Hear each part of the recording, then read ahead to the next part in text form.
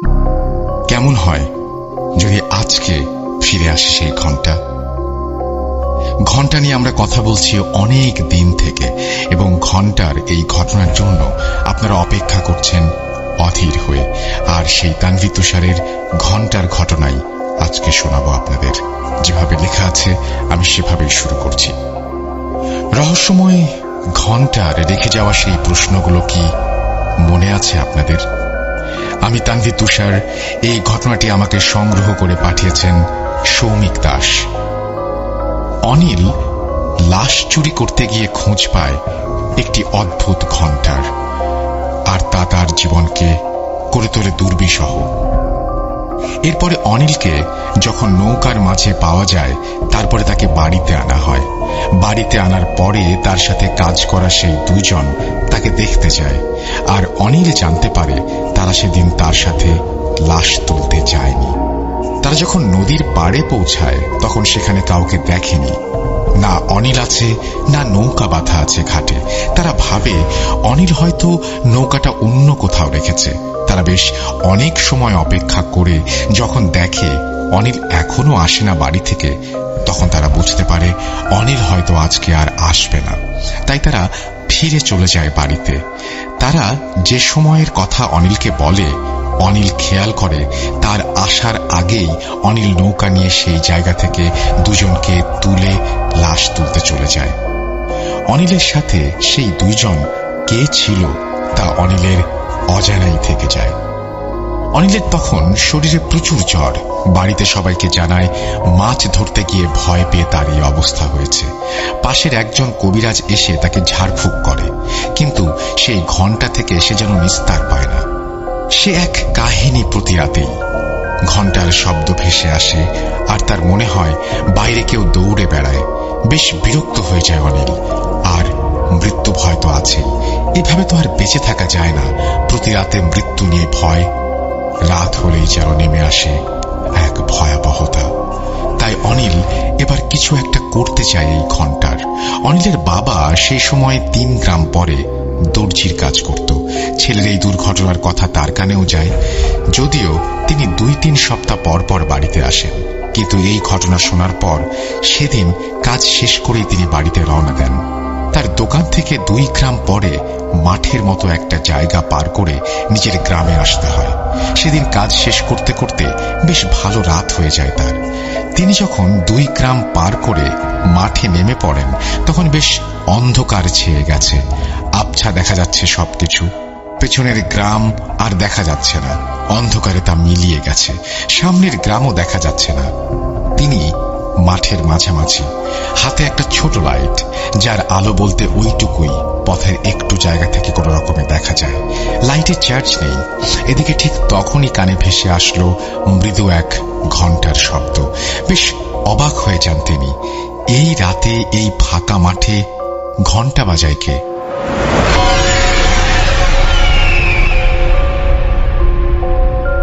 অল্প আলোয় লাইটটা চারপাশে ঘুরিয়ে দেখলেন তিনি।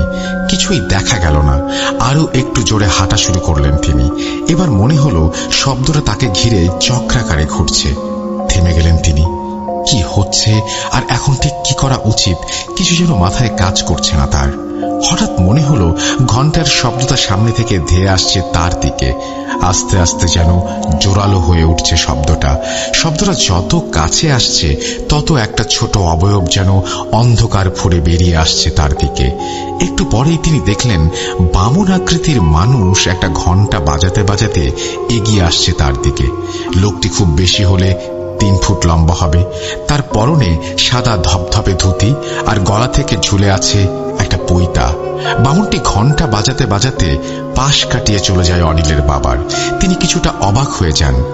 এত রাতে এই লোক কোথা থেকে আসলো, আর এই ফাঁকা মাঠে এই অন্ধকারেই বা সে ঘন্টা বাজিয়ে কি করে? এসব ভাবতে ভাবতে তিনি আবার হাঁটা দিলেন বাড়ির পথে। কিছু দূর আসতেই আবার সেই ঘন্টার শব্দ। এবার ভেসে আসছে পেছন থেকে, আবার আগের মতো পেছন থেকে আস্তে আস্তে জোরে শব্দটা ভেসে আসছে কাছে।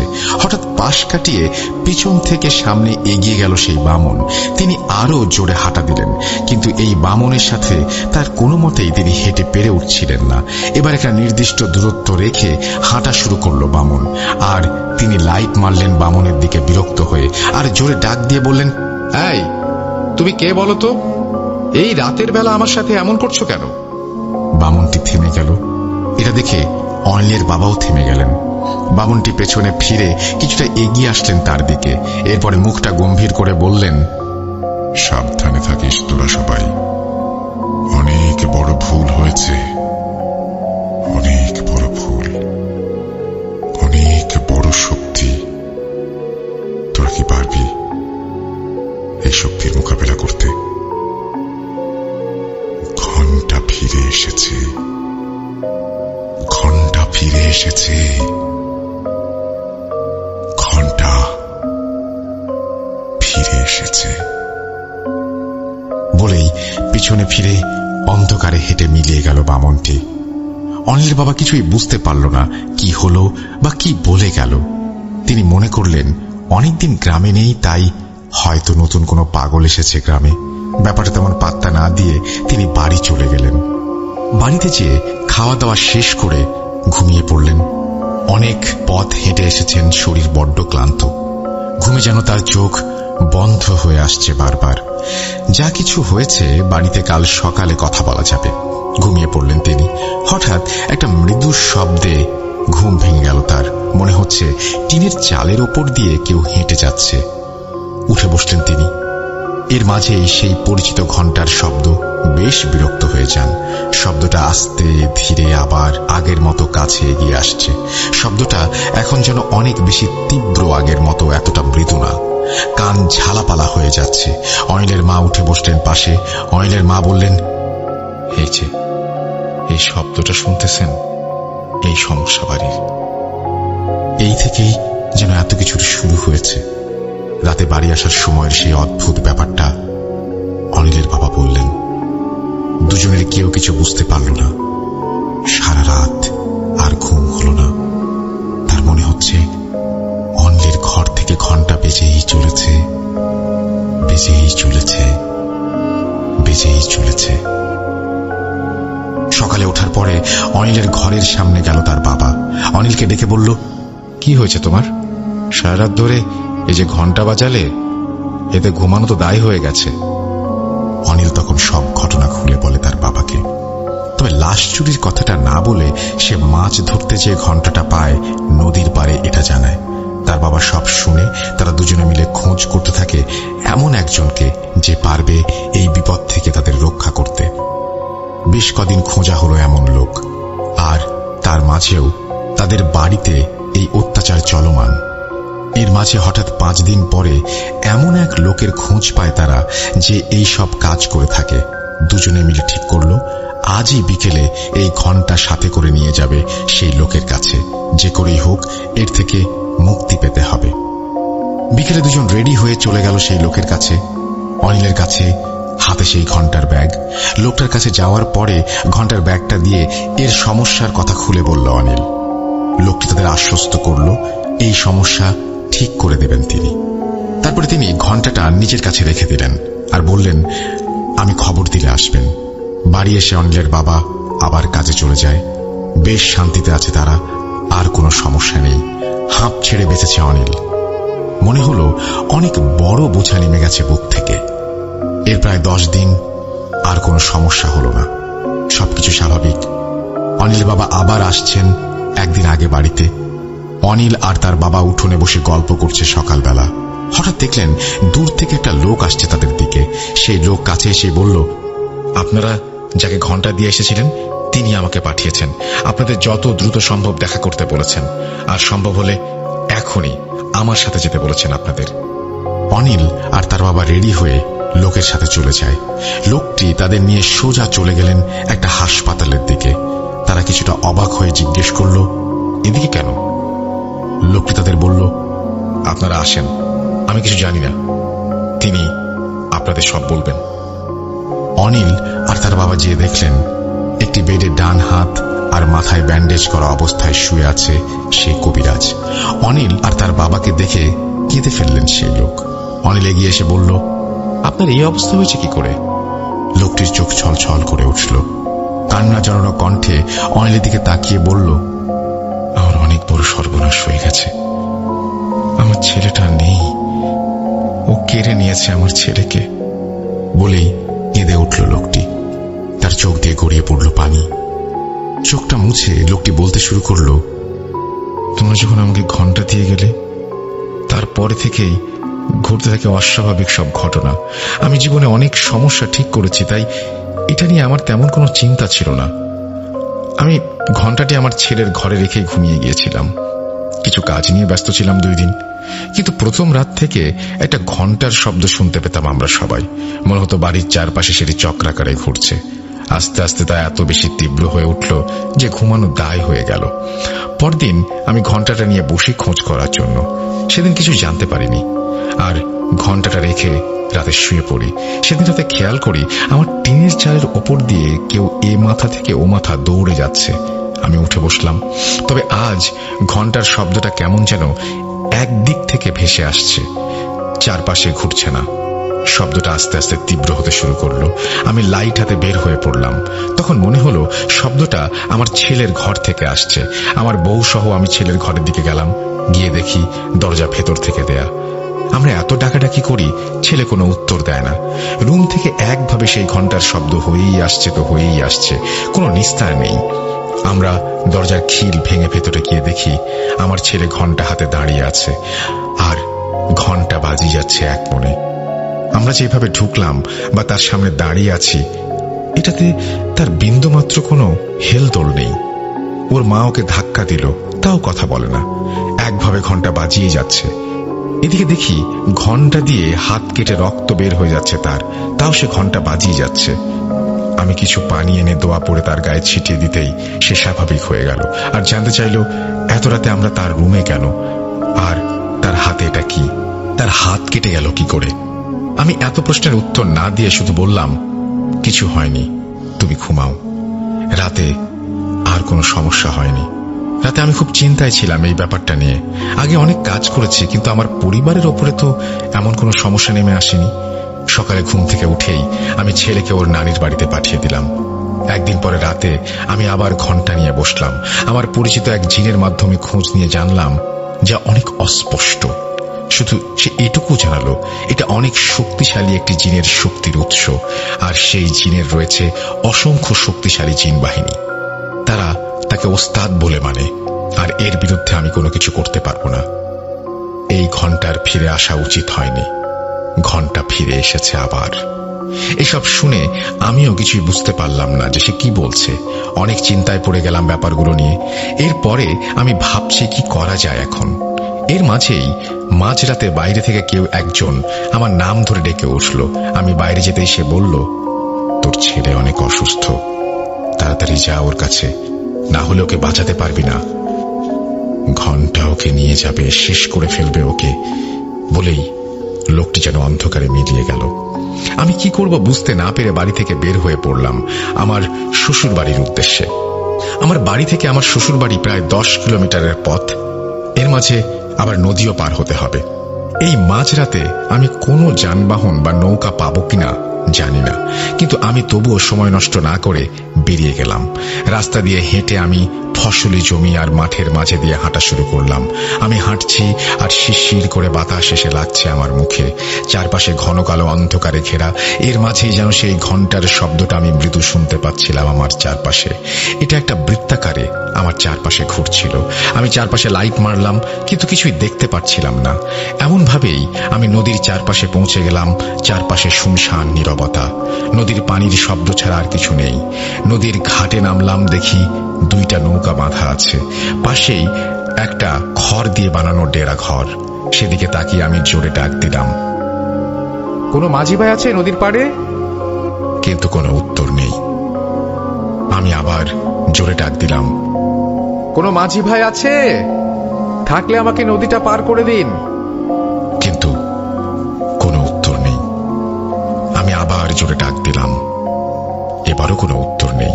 ভাবলাম কেউ হয়তো নেই, তাই আমি একটা নৌকার বাঁধন খুলে উঠে পড়লাম। সকালে এসে তাদের বুঝিয়ে দিয়ে বলবো এই আশায়। আমি তেমন ভালো নৌকা চালাতে পারছিলাম না, কিন্তু আমাকে যেতেই হবে। একজন বাবার কাছে তার সন্তানের চেয়ে বড় আর কিছু নেই। আমি যখন মাঝ নদীতে, তখন হঠাৎ দেখি নৌকার সামনের মাথায় কিছু একটা বসে আছে। আমি লাইটটা জেলে নৌকার পাটাতনের ওপরে রেখে দিয়েছিলাম, আর সেই আলোতেই দেখি সেখানে বামন আকৃতির সাদা ধুতি পরা একটা লোক বসে আছে। তার হাতে একটা ঘণ্টা, গলা থেকে ঝুলে আছে একটা পৈতা। আমি তখন নৌকা নিয়ে মাঝ নদীতে। সে আমার দিকে তাকিয়ে বলল, এতক্ষণে আপনার ছেলে হয়তো আর এই দুনিয়াতে নেই, ঘন্টা হয়তো তাকে মেরে ফেলেছে। আমি চিৎকার করে রাগান্বিত কণ্ঠে বললাম, কে তুমি? উত্তর দিল, আমি সাদা ঘন্টা। আমি তোমাকে সাবধান করতে এসেছি। এই ঘন্টা শুধু মৃত্যুই নিয়ে যায়। এটা বলেই লোকটা যেন আমার সামনে থেকে হারিয়ে গেল অন্ধকারে। আমি ততক্ষণে ওপারে পৌঁছে গেছি। নৌকাটা গাছের সাথে বেঁধে তাড়াতাড়ি হাঁটা দেয় সেই বাড়ির দিকে। আমি যখন পৌঁছালাম দেখি বাড়িতে অনেক কোলাহল, অনেক লোকজন এসে গেছে। আমি দৌড়ে গেলাম বাড়ির ভেতরে। দেখি মেঝেতে পড়ে আছে আমার ছেলে, গায়ে অসংখ্য আঁচড়ের দাগ, শরীর থেকে তখন রক্ত পড়ছে। আমি ওকে সাবধানে রাখার জন্য এই বাড়িতে পাঠিয়ে দেই, আর এখানে ওর অবস্থা করেছে যা দেখে প্রচুর রাগ হয় আমার। আমার ছেলেটা কি দোষ করেছে? তার কেন এই অবস্থা হবে? আমি পরদিন ছেলের লাশ নিয়ে বাড়ি ফিরে যাই, আর আমার ছেলের এই অবস্থা করার জন্য প্রতিশোধ নিতে চাই। তাই গতদিন রাতে আমি একা একা রুমে বসে আমার সর্বোচ্চ শক্তি দিয়ে চেষ্টা করতে থাকি, যে করে হোক আমি একে শেষ করে ছাড়ব। যখন আমি আমার কাজ শুরু করি তখন বাইরে প্রচুর পরিমাণে ঘন্টার শব্দ আসতে থাকে। আমি বেশ বিরক্ত হয়ে যাই। এর মাঝেই শুরু হলো ঝোড়ো বাতাস। মনে হলো সবকিছু তোলপাড় করে নিয়ে যাবে। হঠাৎ দরজা খুলে যায়, প্রচুর বাতাস ঢুকতে থাকে রুমে। আমার সবকিছু এলোমেলো করে দিচ্ছিল চারপাশে। হঠাৎ কিছু একটা বাতাসের বেগ রুমে ঢুকে আসলো। আমি কিছু বুঝে ওঠার আগেই মনে হলো আমাকে ওপরে তুলে মাটিতে ছুঁড়ে ফেললো। এরপরে আর কিছু মনে নেই। জ্ঞান ফিরে দেখি আমি হাসপাতালের বেডে। আমার ছোট্ট গোছানো পরিবারটা কেমন তছনছ হয়ে গেল। আমি এটা কিছুতেই মেনে নিতে পারবো না। আমি এই অভিশপ্ত ঘন্টা থেকে দূরে থাকতে চাই। তোমরা এটা নিয়ে যাও। আমি একটা লোকের সন্ধান দিচ্ছি, তোমরা তার কাছে যাও, তিনি হয়তো কিছু করতে পারবে। তার বউ ঘন্টার ব্যাগটা এগিয়ে দিল অনিলের দিকে। অনিল আর তার বাবা হাসপাতাল থেকে বের হচ্ছে আর চিন্তা করছে এখন তারা কি করবে। এই ঘন্টা থেকে কি কোনোই নিস্তার নেই? ঘন্টার ব্যাগটা হাতে নিয়ে বাড়ি ফিরে আসলো অনিল আর তার বাবা। দুজনের মুখে চিন্তার ছাপ। এই ঘন্টা থেকে কি আসলেই তাদের নিস্তার নেই? দুদিন পরে হুজুরের দেয়া ঠিকানায় তারা যায়, তাদের গ্রাম থেকে বেশ খানিক দূরে।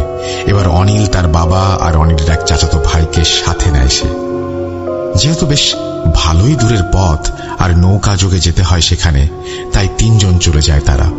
ঠিকানায় গিয়ে দেখে তিনি বেশ বড় মাপের কবিরাজ। অনেক লোক বসে আছে, তাদেরও সিরিয়াল দিতে হলো।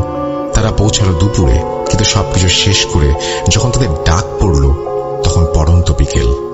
চারপাশে রোদের রেখা ক্ষীণ হয়ে আসছে।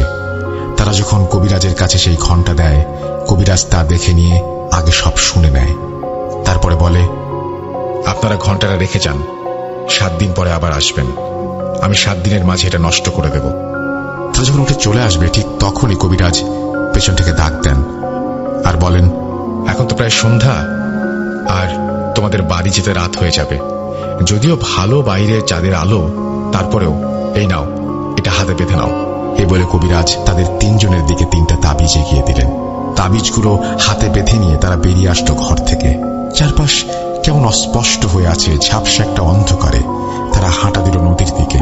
নদীর কাছে যখন তারা আসলো, অনেকটাই অন্ধকার কেটে চাঁদ উঁকি দিচ্ছে মাথার ওপর, আর চাঁদের আলোয় নদীর পাড়ে তা যেন চিকচিক করে উঠছে। তারা উঠে বসলো নৌকায়। এদিকে অনিল বসে আছে মাঝের দিকে, অনিলের বাবা বসে আছে সামনে, অনিলের চাচাতো ভাই তখন নৌকা চালাচ্ছে। বেশ কিছু দূর এসেছে তারা। এর মাঝে অনিলের বাবা নৌকা চালাচ্ছে তখন। মাথার উপরে পূর্ণ চাঁদ, নৌকার সাথে পানি ধাক্কা খাওয়ার শব্দ আর ঝিরিঝিরি বাতাস বেশ ভালোই লাগছে অনিলের। এর মাঝে এতদিন পরে আবার সেই ঘণ্টা থেকে মুক্তি।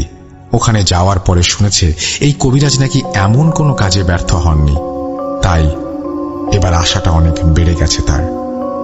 এবার হয়তো মুক্তি পাওয়া যাবে। এসব চিন্তা করতে করতে চোখ লেগে এসেছিল অনিলের। হঠাৎ একটা মহিলার চিৎকারে ঘুম উবে যায়। তারা তিনজনই দেখে নদীর ওপার থেকে একটা মহিলা জোরে জোরে তাদের ডাকছে। এত রাতে একটা মহিলা এভাবে নদীর পাড়ে দাঁড়িয়ে বেশ অবাক হয়ে যায় তারা। অনিলের বাবা মহিলাকে উদ্দেশ্য করে বলে, কি হয়েছে, আপনি ডাকছেন কেন? মহিলা বলে, আমাকে কি আপনাদের সাথে নিতে পারবেন? আমাকে সামনের ঘাটে নামিয়ে দেবেন। আমার ছেলেটা খুব অসুস্থ, এখানে এসেছি কাজে, আর এত রাতে যাওয়ার কোনো নৌকা পাচ্ছি না। এই উপকারটুকু যদি করতেন। অনিলরা দেখলো একটা মহিলা এত রাতে এখানে, তারাও ওইদিকে যাচ্ছে, তাহলে সাথে করেই নিয়ে নিক, যে নামিয়ে দেবে। অনিলের বাবা নৌকাটা পাড়ের দিকে নিলেন। তারপরে মহিলা নৌকায় উঠে বসল। মহিলার হাতে একটা কাপড়ের পোটলা। নৌকায় ওঠার পর অনিলের বাবার সাথে দু একটা কথা হয় মহিলার। নৌকা চলতে শুরু করে। সবাই চুপ, চারপাশে শব্দ ছাড়া আর কিছুই নেই। অন্যরকম নীরবতা চারপাশে। মহিলাটি নৌকার এক পাশে ডান হাতের কয়েকটি আঙুল দিয়েছে পানিতে। হঠাৎ অনিলের চাচাতো ভাইয়ের চিৎকার, চাচা, সামনেটা কি ভেসে আসছে? অনিলের বাবা তাকিয়ে দেখেন সামনে সাদা কাপড়ের মতো কিছু একটা ভেসে আসছে তাদের দিকে। অনিলের বাবা নৌকাটা কোনোভাবেই যেন এদিকে সরিয়ে নিতে পারছেন না। ভয় তার মুখ ফ্যাকাশে হয়ে গেছে। অনিল তখন বাবার সাথে ধরে বৈঠা দিয়ে সর্বোচ্চ চেষ্টা করে নৌকাটি অন্যদিকে নিতে, কিন্তু শেষ পর্যন্ত তার নৌকাটা আর সরাতে পারল না। ততক্ষণে সামনে আসা সেই সাদা বস্তুটা আরো কাছে চলে এসেছে ভাসতে ভাসতে। কাছে আসতেই স্পষ্ট হয়ে গেল এটা আর কিছু নয়, এটাকে কাফনে মোড়া লাশ। আর সেটা অনিলের ভয় আরো বাড়িয়ে দেয় কয়েক গুণ, কারণ এই লাশ তার চেনা। পুকুরের মাঝে ঠিক এই লাশটাই ভাসতে দেখেছিল সে, আর এই লাশটাই তো নৌকায় করে নিয়ে চলেছে অনিল। তাহলে কি আবার সেই ঘণ্টার কোনো প্রভাবে আটকে গেল তারা? এটা ভাবতেই লাশটা জোরে এসে ধাক্কা দিল নৌকায়। নৌকা ভালো করে ধরে কোনো মতে তারা তাল সামলে নিল। লাশটি ধাক্কা দিয়ে নৌকার এক পাশ দিয়ে ভেসে চলে গেল পেছনের দিকে। কিন্তু এবার তারা তিনজন খেয়াল করল নৌকায় সেই মহিলাটি কোথায়। শুধু কাপড়ের পোটলা পড়ে আছে নৌকার মাঝের পাটাতনে, কিন্তু সেই মহিলাটি তো নেই। অনিলের বাবা বলল, দেখো তো সে পানিতে পড়ে গেল কিনা। এসব করতে করতেই হঠাৎ কাপড়ের সেই পোটলাটি নড়ে উঠল। একটা খসখসে আওয়াজে সবাই তাকালো পোটলার দেখে। হঠাৎ তাদের চোখের সামনেই পোটলা খুলে বেরিয়ে আসলো একটা 4 বছরের শিশু। তার চেহারা এত বিভৎস, দেখার মতো না। শরীরের বিভিন্ন অংশে কাটাছেঁড়া দাগ, রক্ত পড়ছে সেখান থেকে। সেই রক্তে ভিজে যাচ্ছে নৌকার পাটাতন। ছোট ছেলেটি নৌকার ওপরে লাফাতে শুরু করে। ছেলেটি শরীর থেকে রক্ত ছিটে এসে লাগলো তাদের শরীরে। এমন অবস্থা যে নৌকার উপরে আর থাকা যাচ্ছে না। অনিলের বাবা তাড়াতাড়ি নৌকাটা পাড়ের দিকে নিলেন। এরপরে সবাই নৌকা থেকে লাফ দিয়ে মাটিতে নেমে পড়ল। মাটিতে নামার সাথে সাথে অনিল বুঝতে পারল কি ভুল করেছে তারা। অনিল তো এখানেই এসেছিল লাশ চুরি করতে, সামনেই তো সেই মাঠ। কিন্তু ততক্ষণে আর কিছু করার নেই। অনিলের বাবা আর ভাই দৌড়ে কোথায় যেন হারিয়ে গেছে। অনিল জোরে জোরে তার বাবাকে ডাকতে লাগলো আর দৌড়াতে শুরু করে দিল। সামনের একটা গাছের সারির পাশে দৌড়াচ্ছে অনিল। হঠাৎ অনিল দেখে তার বাম পাশের গাছের সারির ওপাশ দিয়ে অনেক বড় বিশালাকার ধূসর একটি মানুষের মতো অবয়ব দৌড়াচ্ছে, আর তার কাঁধে বসে আছে একটা কালো কুচকুচে বামন আকৃতির লোক। তার হাতে একটা ঘণ্টা, আর সে সেই ঘণ্টাটি বাজাচ্ছে। আর বিশাল সেই অবয়বটি অনিলের সাথে দৌড়ে যাচ্ছে সমান তালে। অনিল ভয়ে হাত পা নাড়াতে পারছে না। সে চিৎকার করে ডাকতে শুরু করলো, বাবা কই তোমরা, আমাকে বাঁচাও এই ঘন্টার হাত থেকে, আমাকে বাঁচাও। কিন্তু সেই চিৎকার যেন আজ কারো কানেই যাচ্ছে না। কেউ নেই কোথাও। অনিল ভাবতে শুরু করলো, তবে এটা কি শেষ? এভাবে কি তার জীবনের প্রদীপ নিভে যাবে? ঠিক তখনই তার বাবা ডেকে উঠল, ওই অনিল, এদিকে আয়। সেই ডাকের উৎস ধরে দৌড়াতে লাগলো অনিল। সামনে সেই চেনা পুকুর, পাশের অবয়বটা আর নেই। অনিল পুকুর পার হতেই দেখল তার ভাই আর বাবা দাঁড়িয়ে আছে আগের সেই জায়গায়, সেই বাড়িটার কাছে। অনিল কাছে যেতেই দেখে হারিকেন হাতে দাঁড়িয়ে আছে সেই বৃদ্ধ আর বৃদ্ধা লোকটি। অনিল যেই তার বাবার হাত ধরে বলল, এ তোমরা কোথায় দাঁড়িয়ে আছো? এরা কেউ তোমাদের সাহায্য করবে না, এরা কেউ মানুষ নয়। অনিলের বাবা অনিলকে ধমক দিয়ে বলে, জলজ্যান্ত মানুষ সামনে দাঁড়িয়ে আছে, তুই বলছিস এরা মানুষ না? কি বকছিস? বৃদ্ধ লোকটি অনিলের বাবার দিকে তাকিয়ে বলে, ও ঠিক বলেছে, অনেক বছর আগে মরে গেছি আমরা। ওই যে পাশের ঘরটা, ওখানে পড়ে আছে আমাদের অর্ধগলিত লাশ। এই ঘন্টা আমাদের বাধ্য করেছে সব করতে। আমরা কেউ তার বিরুদ্ধে কিছু করতে পারবো না, কেউ না। এতগুলো বছর পরে ঘন্টা আবার ফিরে এসেছে। এটা বলেই লোক দুটো যেন তাদের সামনে থেকে একদম হাওয়ায় মিলিয়ে গেল। অনিল বাবা সাহস করে পাশের দিকে এগিয়ে যেতেই একটা মাংস পচা গন্ধ এলো তার নাকে। টেবিলে জ্বলছে একটা হ্যারিকেন, আর মেঝেতে পড়ে আছে দুইটা অর্ধগলিত লাশ। অনিল বাবা তাদের কাছে এসেই দুজনের হাত চেপে ধরে বলল, আর এক মুহূর্ত এখানে না, নৌকায় করে চল। তিনজন হাত ধরে দৌড় দেয় নৌকার দিকে। পেছন থেকে ভেসে আসছে ঘন্টার শব্দ, আর পেছনে তাকানো যাবে না। ভয়ে ভয়ে তিনজন দৌড়ে এসে উঠে পড়ল নৌকায়। জোরে বাড়ির দিকে চালাতে শুরু করে দিল নৌকা। তারা যখন বাড়ির ঘাটে এসে পৌঁছালো, তখন চারপাশে দিনের আলোর আভা ফুটে উঠেছে। পূর্ব দিক থেকে দেখা যাচ্ছে একটা লাল আভা। ক্লান্ত তিনজন তখন নৌকা থেকে নেমে হাঁটা দিল বাড়ির দিকে। বাড়িতে আসার পরে অনিল তার বাবা আর চাচাতো ভাইকে বলল, নৌকা থেকে নেমেই তোমরা কোথায় হারিয়ে গিয়েছিলে? আমি এত খুঁজলাম, ডাকলাম, কোনো সারা শব্দ নেই। আর আমি যখন তোমাদের খুঁজছিলাম, তখন দেখি পাশে একটা বিশাল আকৃতির কেউ দৌড়াচ্ছে, আর কাঁধে বসে আছে কালো কুচকুচে একটা বামন। সে সেই তালে তালে ঘন্টা বাজিয়ে যাচ্ছে। তারপরে দেখলাম তোমরা দুজন সেই বাড়ির সামনে। অনিলের বাবা আর চাচাতো ভাইও সেম কথা বলল। তারাও নেমে আশেপাশে কাউকে দেখেনি। তারা দৌড়ানোর সময় দুজনেই পাশের অবয়বটিকে দেখেছে। অনিলের বাবা বলল, আমি এভাবে ভয়ে তোদের ডাকতে ডাকতে সামনে গিয়ে দেখি সেই কুড়ে ঘর সেখানে দাঁড়িয়ে গেছে। এরপরে অনিলের চাচাতো ভাই বলে, আমিও সেই ঘর আর চাচা দাঁড়িয়ে আছে দেখে দাঁড়িয়ে গেছি। তিনজনে বুঝতে পারল তারা একই জিনিস দেখে একইভাবে দাঁড়িয়ে গেছে। কিন্তু এর অর্থ কি? কেনই বা তারা দৌড়ানোর সময় তাদের আর কাউকে পাশে দেখতে পায়নি, আর ওই দিকেই কেন তাদের নিয়ে যাওয়া হলো? এটা তারা কিছুই জানে না। এর ব্যাখ্যাও তাদের কাছে নেই। এর প্রায় 5 দিন আর কোনো সমস্যা নেই, সবকিছু স্বাভাবিক। তারা সবাই এবার স্বস্তির নিঃশ্বাস ফেলছে। যাক, অবশেষে এর সমাধান হলো। হঠাৎ 6 দিনের মাথায় এক লোক এসে উপস্থিত হলো তাদের বাড়িতে। তারা যে কবিরাজকে ঘন্টা দিয়ে এসেছিল, সেই কবিরাজের কাছ থেকে এসেছে লোকটি। সে জানালো, কবিরাজ রাতে তার নিজের মতো করে এই ঘন্টা নষ্ট করার জন্য লেগে পড়ে। আমরাও 4 জন ছিলাম তার সাথে। তিনি প্রথম 2 দিন কিছুই করতে পারেননি, কারণ কোনোভাবেই কোনো এক কারণে তার সাথে থাকা জিনদের তিনি হাজির করতে পারছিলেন না। এমন কিছু এর আগে কখনোই হয়নি তার সাথে। এরপরে গত রাতে তিনি একজনকে হাজির করেন। আমরা 3 জন ছিলাম তার সাথে। হঠাৎ বাইরে প্রচুর বাতাস শুরু হয়ে যায়, চারপাশ থেকে ঘন্টার শব্দ। তিনি ঘর থেকে বের হন, আমরাও সাথে সাথে বের হয়ে আসি। আমরা দেখি আমাদের বাড়ির চারপাশে ঘিরে ছুটে চলেছে বিশাল একটা কালো অবয়ব, আর তার কাঁধে কালো কুঁচকুঁচে ছোট একটা লোক। সে বিরামহীনভাবে ঘন্টা বাজিয়ে চলেছে। তিনি আমাদের রুমে যেতে বললেন, আর নিজে তাড়া করলেন সেই অবয়বকে। এরপরে 10 মিনিট হয়ে যায়, বাইরে আর কোনো শব্দ নেই। এত নিস্তব্ধতা, যেন কোনো কিছুই নেই এখানে। আমরা বাইরে বের হয়ে দেখি কেউ নেই, আর অবয়বটিও নেই। আমরা লাইট নিয়ে সবাই বাইরে বের হয়ে পড়ি তাকে খুঁজতে। অনেকক্ষণ এদিক ওদিক খোঁজার পরে আমরা তাকে মাঠের মাঝে একটা জমিতে পড়ে থাকতে দেখি।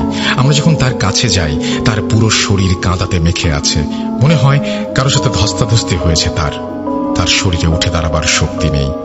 এই কাজ তিনি করতে পারবেন না, তাই ঘন্টাটি পাঠিয়ে দিয়েছেন। বলেই লোকটি অনিলের দিকে সেই ব্যাগটি বাড়িয়ে দিল আর বলল, আপনারা দেখেন এটা কিছু করতে পারেন কিনা। লোকটি চলে গেল। অনিল তাকিয়ে আছে ব্যাগটির দিকে। মৃত্যু ছাড়া কি তবে কোনোভাবেই নিস্তার নেই ঘন্টা থেকে? আবার সেই আগের সমস্যাগুলো নিয়েই দিন কাটাতে শুরু করলো তারা। তবে এবার নতুন করে সেই ঘটনাগুলোর সাথে যুক্ত হয়েছে সেই অবয়ব আর কালো বামনটা। বাড়ির চারপাশে তাদের ঘুরে ঘুরে ঘন্টা বাজানোর শব্দ পাওয়া যায়। এর কয়েকদিন পরে অনিলের এক আত্মীয় আসে তাদের বাড়িতে। সে সবটা শুনে অনিল আর তার বাবাকে জানায় সে একটা লোককে চেনে।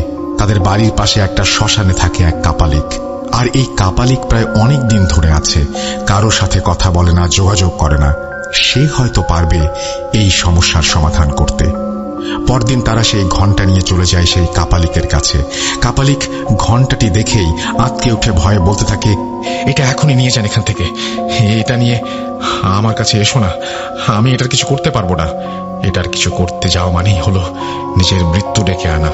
তাড়াতাড়ি যাও, যাও এখান থেকে, বিদায় হও, বিদায় হও তোমরা।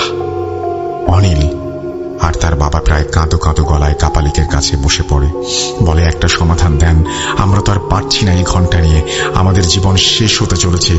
কাপালিক সব শুনে বলল, আমি এটার কিছুই করতে পারবো না, তবে আমি ভারতে ছিলাম, ওখানে 7 জন ভাই আছে, আমি তাদের কাছে থেকেছি, তারা এটার কিছু করতে পারবে হয়তো। আমি ঠিকানা দিচ্ছি তোমাদের, তাদের সাথে কথা বলো, এর সমাধান দেবে। আর এই ঘণ্টা নিয়ে তোমরা কখনো আমার কাছে এসো না। তারা কাপালিকের কাছ থেকে সেই ঠিকানা নিয়ে বাসায় চলে আসে। কাপালিক যে ঠিকানা দিয়েছে সেটা ভারতের পাঞ্জাব প্রদেশের একটি গ্রামের ঠিকানা। অনিলদের ভারতে আত্মীয় থাকার সুবাদে তারা সেখানে যোগাযোগ করে আর সেই 7 ভাইকে সবকিছু খুলে বলে। তারা জানায় তারা আসবে এই সমস্যার সমাধান করতে। এর কিছুদিন পরে তারা অনিলের বাড়িতে আসে। তারা ঘণ্টাটা দেখে বলে, আজ রাতে এটার ব্যবস্থা করব আমরা। তারপরে তারা রাতে এই কাজ করতে কি কি লাগবে সেটা অনিলকে জানায়। অনিল সেই অনুযায়ী সবকিছু ব্যবস্থা করে দেয়। আর তারা জানায় বাড়ির কেউ যেন রাতে কাজের সময় বাইরে বের না হয়, এমনকি বাইরে যাতে না তাকায়। যত কিছুই হয়ে যাক, যেন তারা ঘরের বাইরে না আসে। রাত 10টার দিকে তারা 7 জন মিলে বাড়ির উঠোনে তাদের মতো করে কাজে বসে যায়। বাড়ির সবাই ঘরের দরজা জানালা আটকে ঘরে ঢুকে পড়ে। প্রায় 30 মিনিট পরে অনিলরা শুনতে পায় বাইরে প্রচুর পরিমাণে বাতাস হচ্ছে, মনে হচ্ছে ঝড় শুরু হয়ে গেছে। আর সেই ঝড়ের তোড়ে তাদের বাড়ির আশেপাশের কিছু গাছপালা ডালপালা সব যেন ভেঙে পড়ছে। প্রায় 1 ঘন্টা ধরে চলে এই তাণ্ডব। তারপরে চারপাশ একদম নিস্তব্ধ। বাইরে থেকে এসে ডাক দিয়ে একজন বলে, সবাই বাইরে আসেন ঘর থেকে। সবাই বাইরে বের হয়ে আসতে তারা বলে, আর কোনো ভয় নেই, সব সমস্যা শেষ হয়ে গেছে। এদিকে তাদের 7 জনের মাঝে একজনের হাত ভেঙে গেছে একটি গাছের ডাল লেগে। বাড়ির চারপাশে অনেক ভাঙা ডাল আর গাছ পড়ে আছে। তারা বলে, আজ আর কিছু নয়, সকালে উঠে জানবো। পরদিন সকালে উঠে তারা একজন সবাইকে ডেকে নিয়ে বসে। তারপরে অনিলের বাবাকে বলতে শুরু করে, অনিল তোমাদের কাছে আসলে মিথ্যা বলেছে। ও মাছ ধরতে যেয়ে এমন কিছু হয়নি, ও আসলে লাশ চুরি করত, আর সেখান থেকে এই ঘটনার শুরু। বাড়ির সবাই অনিলের দিকে তাকায়। অনিল মাথা নিচু করে হ্যাঁ বলে। লোকটি আবার বলতে শুরু করে, এই যে ঘণ্টাটি দেখছেন, বলে ঘণ্টাটি উপরে তুলে ধরে। আর সবাই অবাক, কারণ ঘণ্টা এখানে 2টা আর তার জোড়া লাগানো, আগে ছিল একটা। এই ঘণ্টাটা এক জিনের সর্দার তার 2 প্রিয় জিনকে দেয়, আর যে 2 জনকে দেয় তারা ছিল 2 ভাই। অনিলের বাবার দিকে তাকিয়ে বলে, যে সাদা ধুতি পরা লোকটিকে আপনি দেখেছেন, সে হলো তাদের 2 জনের মাঝে একজন, আর সে ছিল ভালো। আর অপর যে কালো জনকে আপনারা দেখেছেন, সে হচ্ছে খারাপ জিন। আর এই ঘণ্টা ব্যবহার করে সে অনেক শক্তিশালী জিনকে তার কাছে রাখত, আর তাদের সাহায্যে এই ঘণ্টা দিয়ে আরো বেপরোয়া শক্তিশালী হয়ে ওঠে। অনেক বছর আগে কোনো এক এলাকায় এই ঘণ্টা দিয়ে সেই খারাপ জিন মানুষের উপরে অত্যাচার শুরু করে আর মানুষ মারতে শুরু করে।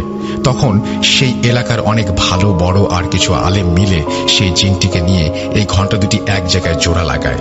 তার ফলে এই ভালো শক্তির জিনগুলো খারাপ শক্তির জিনগুলোকে বন্দী করে ফেলে এই ঘণ্টার মাধ্যমে।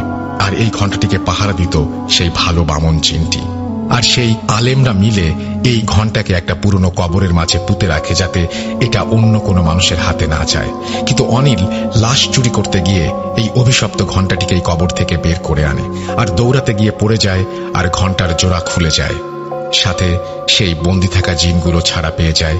আর এত বছর এভাবে বন্দী থাকার ফলে তারা মানুষের উপরে ক্ষিপ্ত হয়ে এই তাণ্ডব চালাতে থাকে। আর তোমরা যে বৃদ্ধ লোক 2টি আর মহিলাকে দেখেছ, তারাও এই ঘণ্টার শিকার। ঘণ্টা যখন প্রথম মানুষের ওপর অত্যাচার করে, সেই সময় তাদের মেরে ফেলে, আর তাদের অবয়ব ধরে এসে খারাপ জিনগুলো তোমাদের ভয় দেখাতে থাকে।